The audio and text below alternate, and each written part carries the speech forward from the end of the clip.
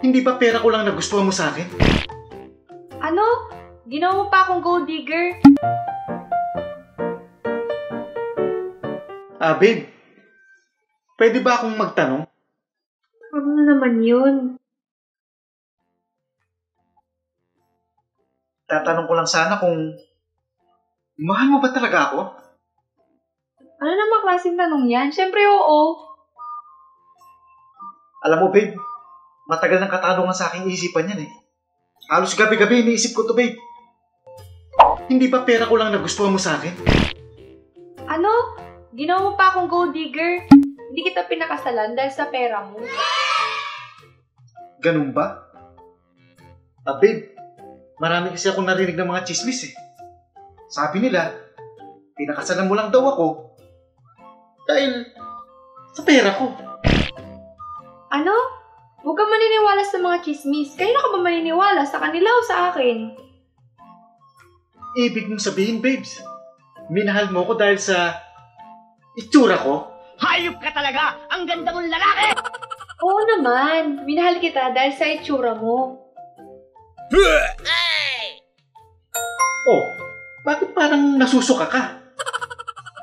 Hindi ha. May kinain kasi ako kanina. Sama na lasa. Parang hanggang ngayon nasuka pa nga ako eh. Akala ko nasusuka ka dahil sa itsura ko eh. No comment na po ako dyan. Pero babe, ano ba talaga yung nagustuhan mo sa akin? Nagustuhan kita kasi mabait ka. Alam mo, kung pagwapuhan lang sa lahat ng mga ex ko, ikaw yung pinaka mabait. Akala ko pinakagwapo. Ayun, may kayabangan to. Babe, napansin ko lang kasi, buwat nung nagsama tayo, hanggang ngayon, hindi mo pa ako sinasabihan ng I love you. Ha?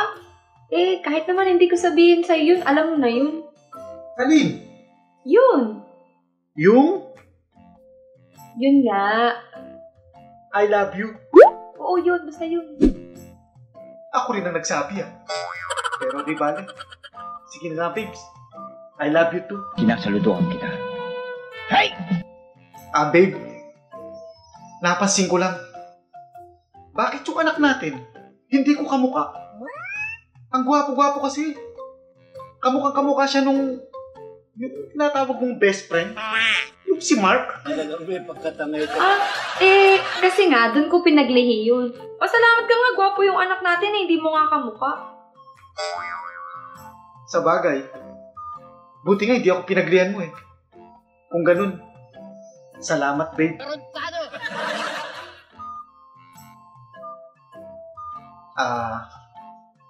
Babe, meron pa ako isang tanong. Ano naman yun? Duda talaga ako eh. Paano masabi? Hindi ba talaga pera ko lang yung nagustuhan mo sa akin? Sabing hindi nga. Sige ka, magagalit na ako sa'yo niyan. Madaldal ka eh.